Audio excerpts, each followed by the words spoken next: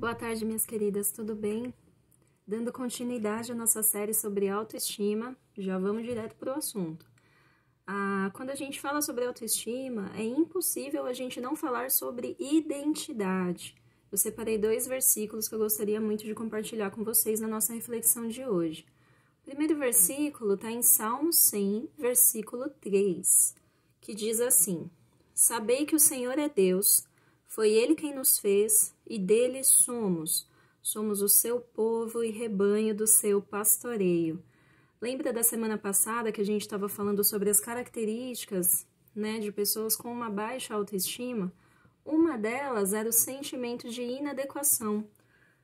Por que esse versículo é importante? Porque ele traz o sentimento, a noção e a realidade de pertencimento.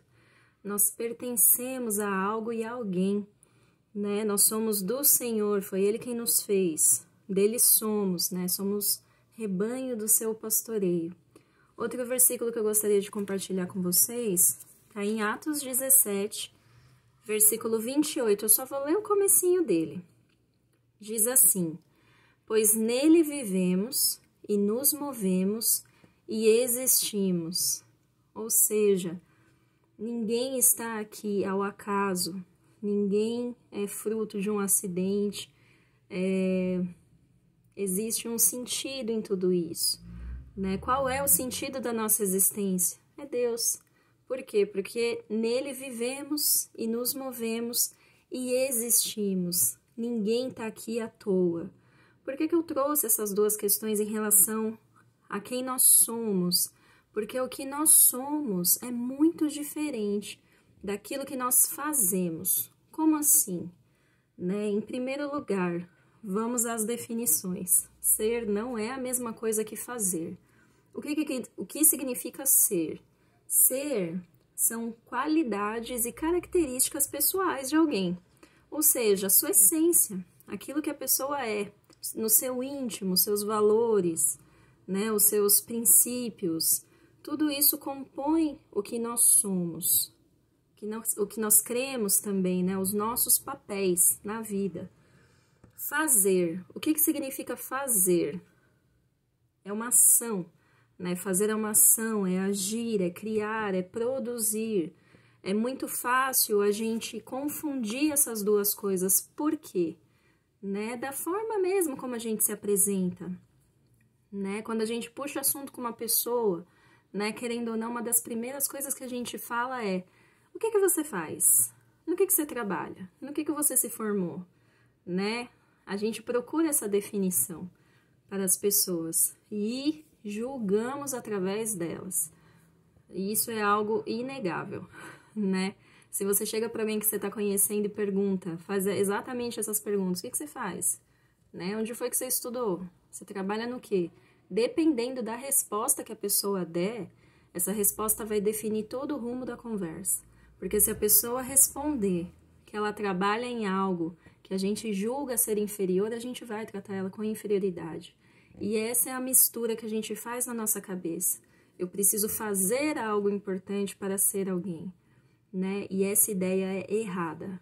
Da mesma forma como nós não somos aquilo que nós temos, Que é a linha de pensamento que leva a gente para o consumismo. Quanto mais eu tiver, mais eu serei. Tá errado. Quanto mais eu fizer, mais eu serei. Também tá errado. Por que, Lígia?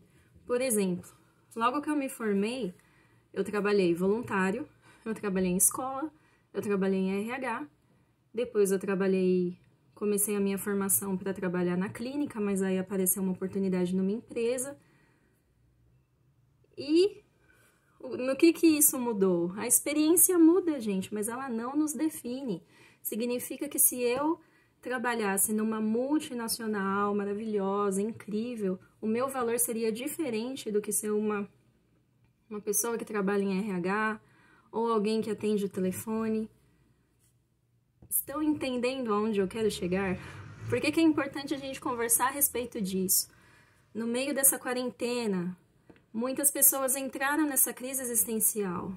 Eu me sinto um nada, porque eu não estou fazendo nada, eu não estou produzindo, eu não estou agindo. né? Mesma coisa em relação às pessoas que se aposentam, né? Ou deixam de trabalhar para ficar em casa cuidando dos filhos. Ai, eu me sinto inútil, eu não sou nada, eu não sou ninguém. Por quê? Porque eu não estou fazendo nada, isso não tem nada a ver. Isso não tem nada a ver. O seu valor não se mede através do que você faz, embora as suas ações sejam reflexo daquilo que você é muitas vezes. Mas aí é outro assunto. O que é importante a gente guardar dessa reflexão? Né? Eu não deixo de ser alguém por não estar fazendo. Não é assim que nós medimos o valor das pessoas. Outro assunto muito importante também, né? Nós não somos, né? Você não é aquilo que fizeram com você.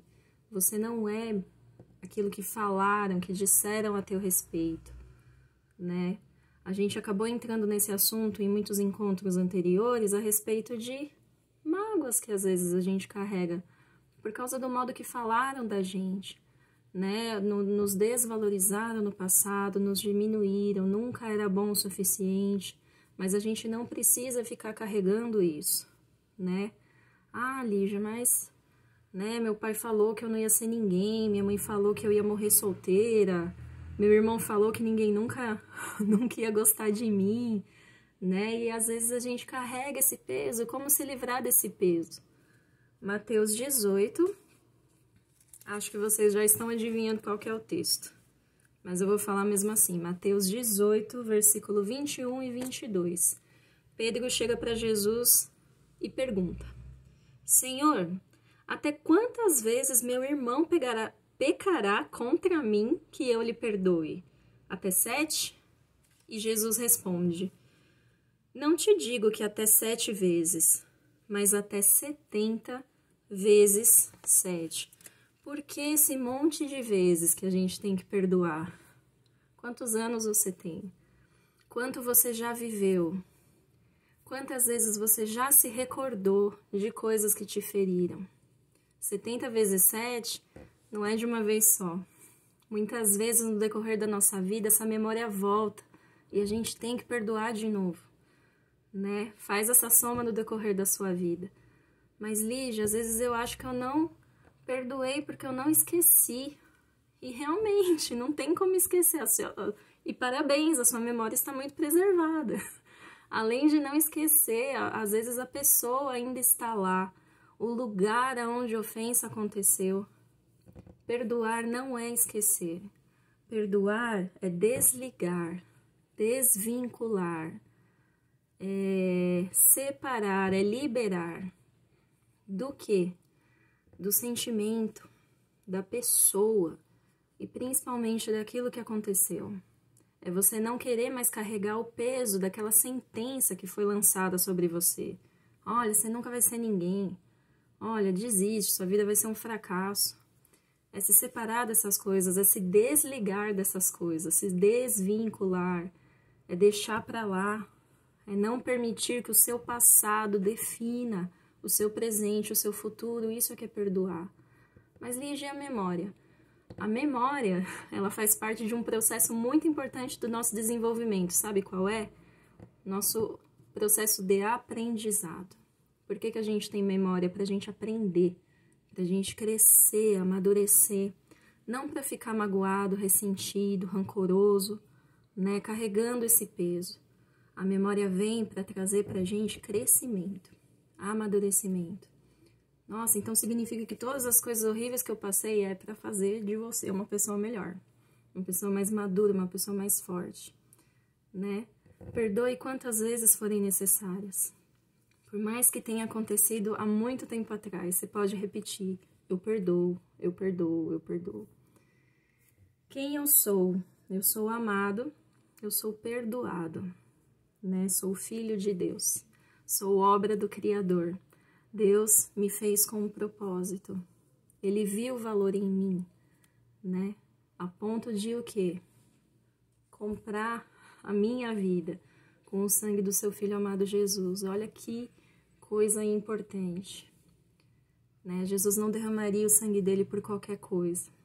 Ele derramou por você. Isso já te dá um valor absurdo, enorme. Então pensem nisso e a gente conversa daqui a pouco. Tchau, tchau.